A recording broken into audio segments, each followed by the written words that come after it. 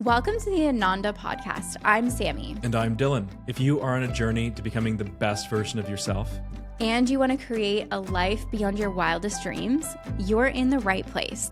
Let's dive in. Hello and welcome to the Ananda podcast. I am Dylan, your co-host, along with my wonderful wife, Samantha. And today we're going to be talking about invisible string theory. No, not the physics of it. Apparently, string theory comes from East Asian folklore. It is the red thread of fate that ties together lovers who are destined to be together. An ancient Chinese proverb says that an invisible red thread connects those who are destined to meet regardless of time, place, or circumstance. We can also at some point get into physics, string theory, and how it... How about no? Okay, well, maybe another episode. Anti-gravity, CIA scientific research from the 1950s after Roswell. Okay. This is where you get to learn that Dylan is a major nerd. Guys. But that's okay. Okay, so... Love. We decided to do this podcast because I was telling Sasha one of my stories, well, our story. And she was like, oh my God, this would be so cool to get other people's stories. And then we ended up in this conversation having all these different people share their invisible string kind of stories. Right. So I'm going to preface this with a little bit of predated experience here. So when I was 17 years old, I took a course with my mom that was called cranial sacral therapy. And it's like learning how to move energy and things. It was fantastic.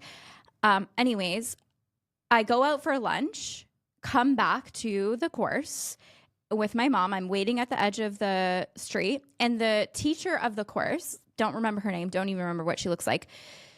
She looks over at me and she's like, you had a major past life in Atlantis. And I'm literally looking at her like she's crazy. Like, what the heck is Atlantis? Like, are you talking about the lost civilization? And she's like, yeah, you were a healer, you know, and like, you can roll your eyes at that. And I did roll my eyes at that. But anyways, that's a little side note. So then 2 years later, exactly 2 years later to that exact week, I am on a trip I earned to the Bahamas Atlantis Resort. Okay. And I'm sitting at the pool with my coworkers at the time, and I am like having this overwhelming feeling in my body. Like I feel like I'm going to explode. And I'm like, there's something here that's so important. Like my brain was going 100 miles a minute. I'm like, there's something here. Like there's something I'm supposed to do. Like I can't understand what like, I felt like I was going to explode with energy. And I was like, I remember fighting with myself being like, do I tell them? They're going to think I'm crazy.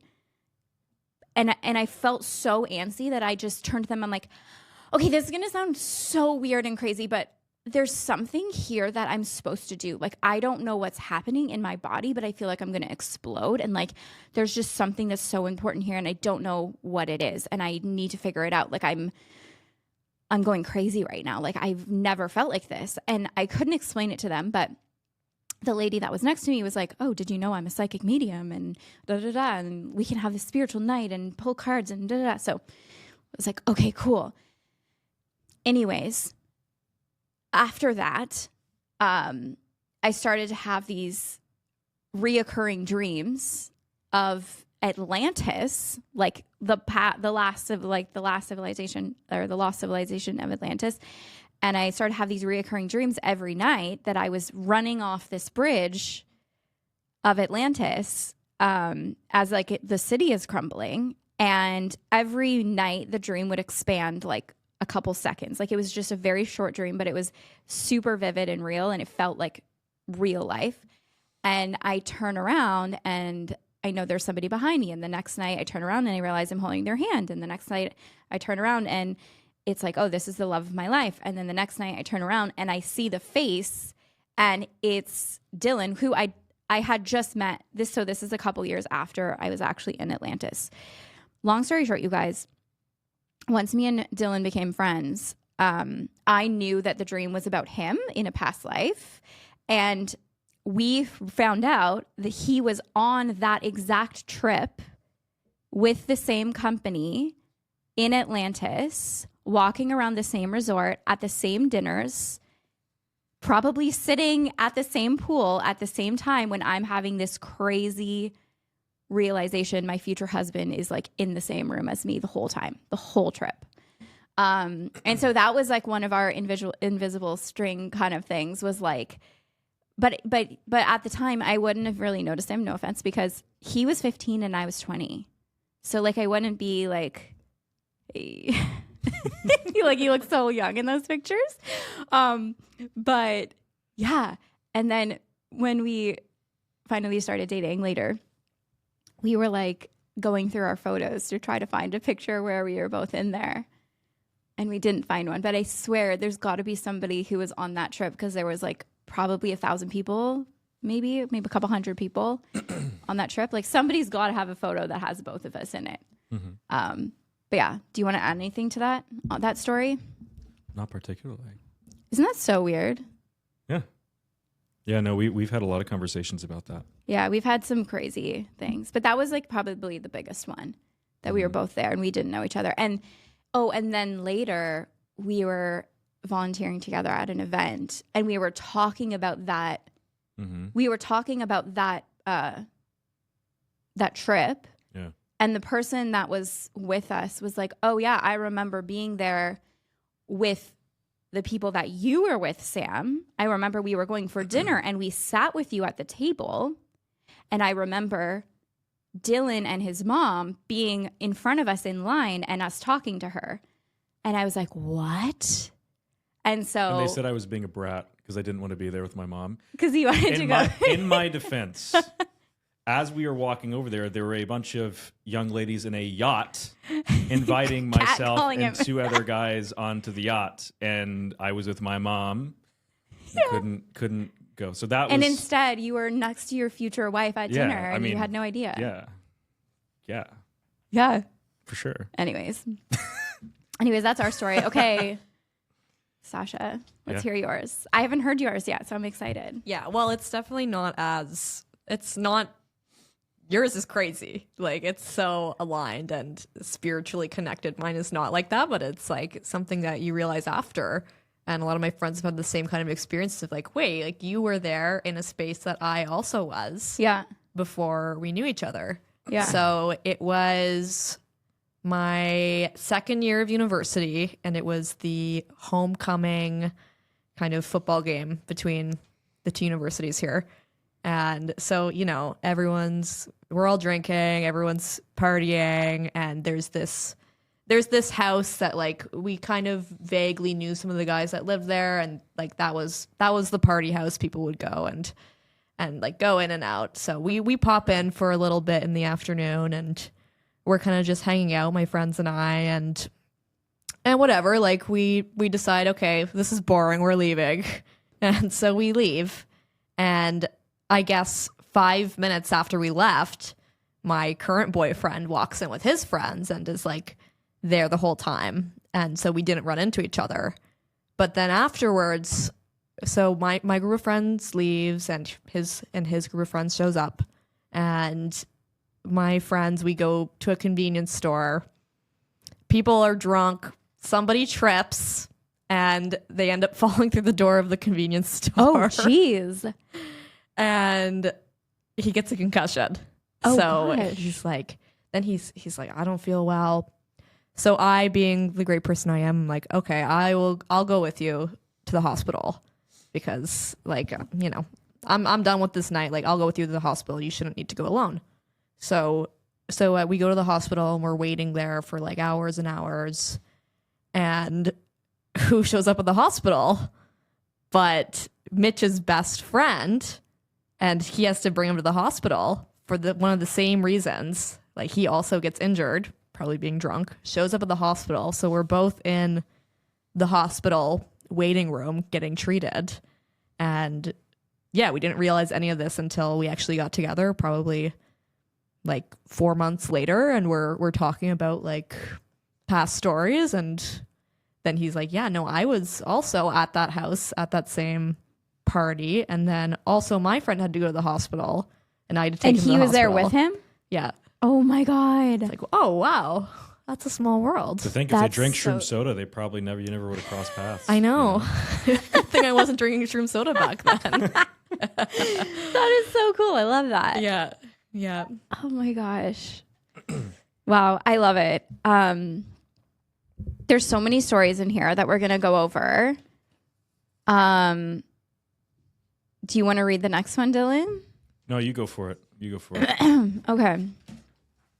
Okay. Is this all one? No, they're all different ones. Every paragraph. Okay. So these, okay. yeah. So these are mostly from Reddit and some people who sent them in. Okay.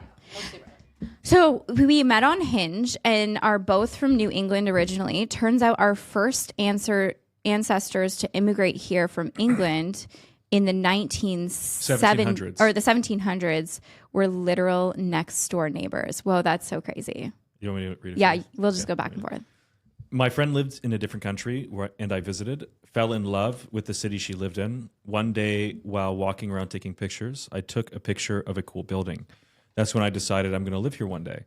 I had this picture as my phone background for a while and thought about it a lot. COVID pushed back my timeline, but eventually I moved there and started a new job. When I sat down at my desk on my first day, the view from my window is on the same building I took a photo of from pretty much the same angle. Wow. Oh, and then I think it keeps going. Oh no. No. I don't think it necessarily always relates to romantic relationships. My father passed away a few years ago and I always find him leading me places. I was recently in London and had my boyfriend take a photo of me on the beach. When I got back, I found a photo of my dad sitting on the exact same beach 30 years prior. Wow. That is so cool. This one says, my fiance and I went to elementary school together, lived on the same block, knew a lot of the same people and rode the same school bus and somehow never knew each other.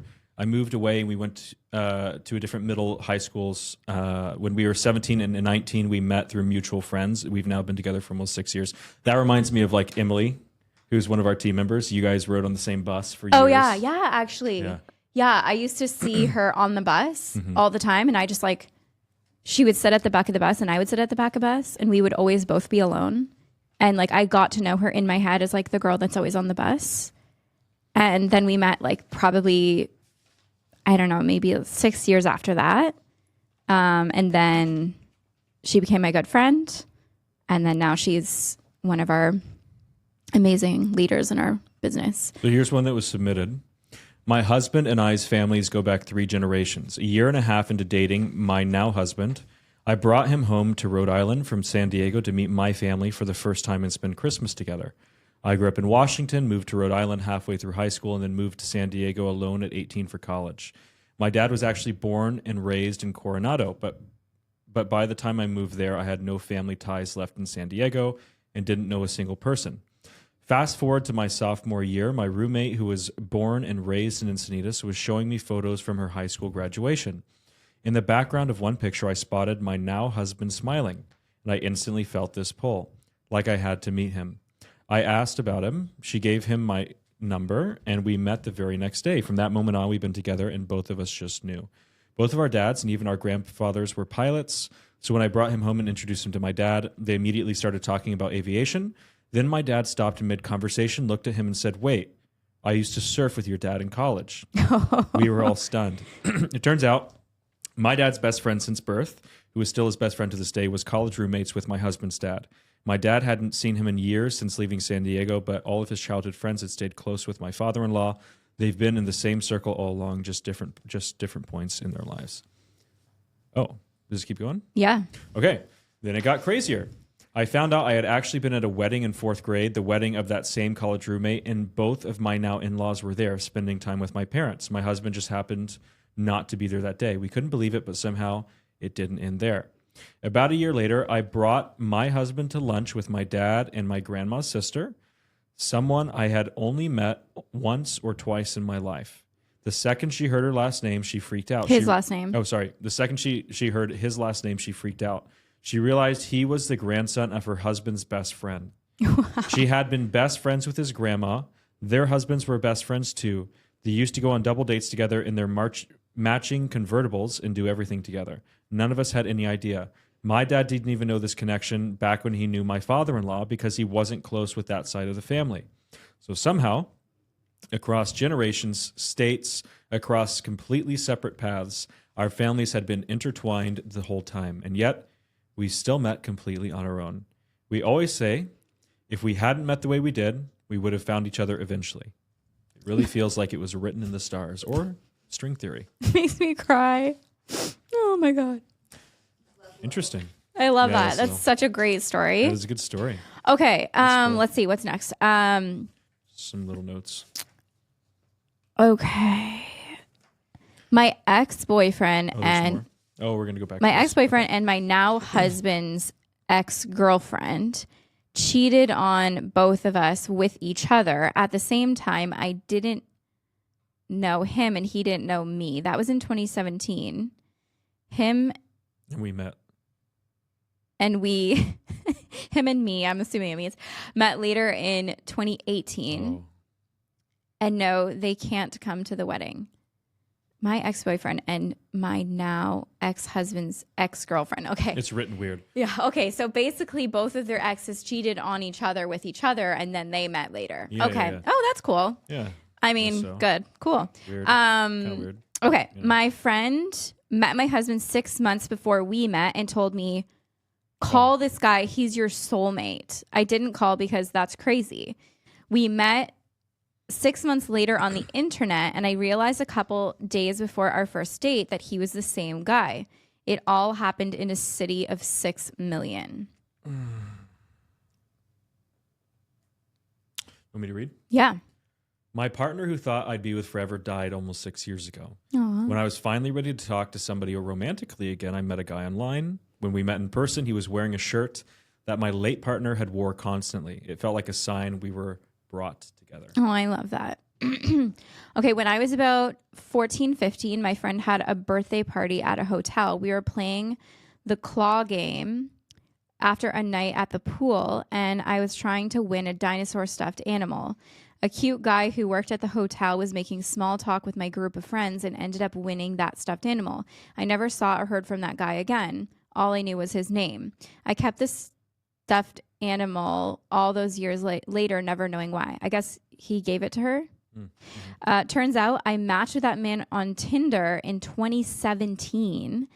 It took us 3 years into our relationship to even realize we had already met before. He only worked at that hotel for 2 weeks. So it's funny because, you know, when I was quite the hopeless romantic as a teenager, and like I was always, anywhere I went, I was just, oh my God, when am I going to meet my soulmate? You know, just like everywhere I went, I was just like on the lookout. Yeah. You know, and turns out I neglected to say this when you were talking about the Atlantis stuff, but that entire trip I was like obsessed trying to, you know, find my soulmate, and turns out, you know, See, we both felt cruising it. around. Yeah, but it just goes to show that you know, we're all invisibly linked and connected, and you know, the fruit ripens when it's ready, right? Yeah. So you don't have to force it. Yeah. Right? There is that invisible string connecting all of us, and you know, that greater divine will bring us together when it's meant. I've also seen some really great ones where it's like they're looking back at their baby photos or like their childhood photos, and then they're like at Disneyland, and then their husband is like in the picture at Disneyland in the background, and it's like, what? Well, I think that It's this so crazy. I think this whole idea sort of extends to more things than just relationships too, because you know, one of the things that I'm guilty of is trying to control my outer situation. Yeah. You know, I'm sure actually most people are probably guilty of that, because it's kind of the ego's prerogative to try to control everything. But one thing that I started realizing is that whatever I'm experiencing right now is meant for me. Whatever is it, whether it's really difficult or awesome, growth or not growth, it's meant for me, and there's a lesson to be learned. And so you can almost kind of take, like, because there's pain and suffering. It's two different things. Pain is inevitable. We all experience it. But suffering is when we attach a meaning to that pain, and then we're psychologically suffering on top of it, right? And so, like when we were going through a really hard period year and a half ago. Like that was towards the end of it. We had a 4-year period that was really tough. And I started reframing things and just like telling myself like, okay, this is meant to be. You know, so like that constant voice in the back of your head saying like, oh, this isn't how things are supposed to be. This shouldn't be like this. This shouldn't be like this. Just letting that go and just like taking life as it is and just making the very most of it took a lot of that pain, that suffering away, you know, through the hardship. And so, you know, it also is like, you know, there's a lot of people out there who, you know, maybe you've had some really negative relationships or negative circumstances in your life.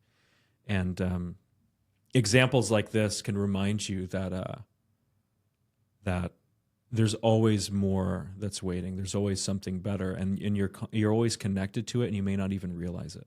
You know? Yeah, and I feel like from our experience, it kind of all ties back to follow your bliss, because when you're feeling lack, especially when you're trying to like meet your soulmate, right? And you're just feeling lack of you're like, never going to meet your soulmate. You're never going to your meet soulmate. them when you're, when you're constantly just like, oh, like I'm not enough. Like when are they going to, you're not in like alignment with that energy. And I just remember being in Atlantis and like the resort, not Atlantis. And I just remember being so excited and like so, you know, like the energy was so strong. And then I remember you saying the same thing, that you were like walking and you would like see this girl and you'd be like, oh, like I feel like my wife is here. You know, you told me that before. And see, I wasn't thinking about that. I don't know what I wasn't looking for somebody. I was kind of past that phase where I was in surrender, right? Like I had been through the crappy things around relationships, and I was on my self-love journey where I was just like trying to be full and whole and just let it happen when it was ready. But the energy that I felt was so high. Yeah, you know, it's interesting because what I've really, because okay, let me try to write this down or figure this out. So I thought for the longest time that I had to manifest things. Yeah. That I had to if I wanted my life to be a certain way, I had to go out and get it. Right? And that's sort of how we're trained in our society. Like if you want something, go out and get it, you know, go impose your will upon the world. Well, what attracted you was that I got to the point where I was determined to be single for the rest of my life if I didn't find the person that met all of my criteria. And I was the same. Yeah. I was like, I literally will not settle for like for anybody that's not my person. Yeah. And I don't know if they're out there, but like I feel like, you know what, in that invisible string, it's like you can almost feel like, I don't know, I used to talk to you before I even knew you existed. Yeah, I feel like I used to talk to you, and it's like I know you're out there somewhere, and I don't know where you are, and I don't know who you are, but like I'm coming one day. You know, I'm on my way. I remember I used to go on these long drives. I did CrossFit back when it first came out, and it was like a 30-minute drive to my CrossFit gym. And maybe I was too hyped up on pre-workout. Like they put some crazy shit in that stuff back then. But like I'd be driving and I would be like euphoric. Yeah, me too. Thinking about my future daughters. I would see their faces and their brown. But then I would like connect with my future wife. And it was like, I remember this one moment where like I felt connected to my future wife, and it felt like, okay, well, she's going through a breakup right now. And I was like almost like communing, like, wow. Like, you know, like feeling like, oh, I'll come eventually, you know? Oh my God, that gives me chills because I feel like I was doing that too. Yeah.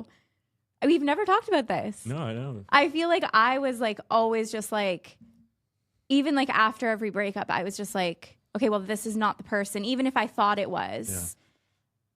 But they're out there somewhere. And it's like, I felt like I knew at a certain point, they're not in Canada. Mm-hmm. I knew that you weren't in Canada and that you weren't in Ottawa. You know, and it was like, oh, well, I guess I'm just not going to waste my time here. Because my mom took me to a psychic once, and he told me that she's somewhere in the Northeast. He told me her name was Melissa in Madison, Wisconsin. So sure enough, I'm on Facebook, fucking like every Melissa in Madison, Wisconsin. I was like stalking on Facebook.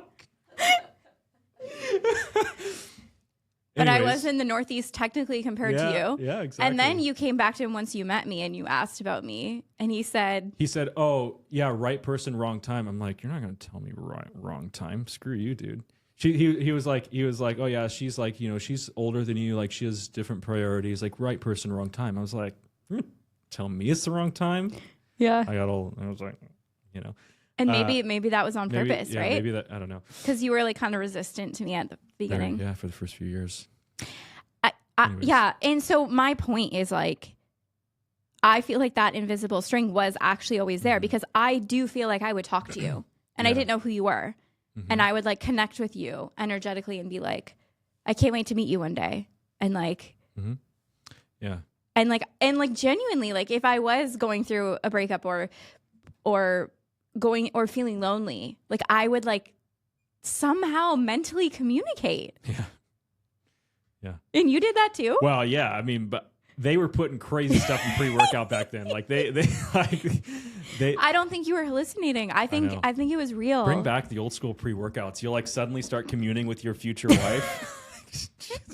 I remember they banned a substance in one of those things that it was it was a precursor to meth or something. Oh my God. Something crazy. And it's not allowed to be in pre-workouts anymore. I do actually remember that too. Yeah? I was not taking that stuff though. No, it was like 400 milligrams of caffeine. You're like, driving to the gym, tweaking. Oh my God.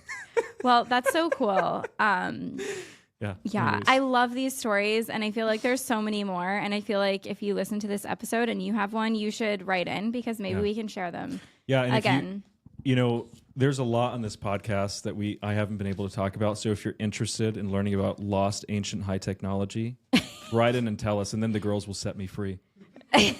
Aliens, anti-gravity. We can talk about cool things. Atlantis too. Like we my both God. like once we met, we both did have this obsession with Atlantis, like actually the lost civilization. Yeah. Because after we met is when I started having these crazy reoccurring dreams about Atlantis, and I started like researching and like the synchronicities were so insane. Okay, I'll tell you guys one crazy synchronicity. So I start researching Atlantis, and then I find, and this is like what maybe 12 years ago. So like this is not, I don't know. I feel like the whole spiritual thing has like become a little bit out of control, and now people are just trying to make money from being totally wild and crazy with their spiritual theories and things. But this is back then when like there's not a lot on the internet. Like I'm looking at old crappy HTML websites to figure this stuff out that I'm finding. But somehow I come upon this website that's talking about Atlantis, and it's starts talking about Saint Germain and how Saint Germain was like the ascended master of Atlantis. And I look up, I don't know who this is. I don't know anything about this. Where are you getting at with this? And I see pictures of Saint Germain, and in these dreams, I would have this purple everywhere. It was like everything was not the visions of Atlantis, but I would have these like purple, like it's purple, violet. And then I look at a picture of Saint Germain, and he's got this giant purple diamond. Like he's violet, right? He has the violet flame and all of that. I didn't know about any of this.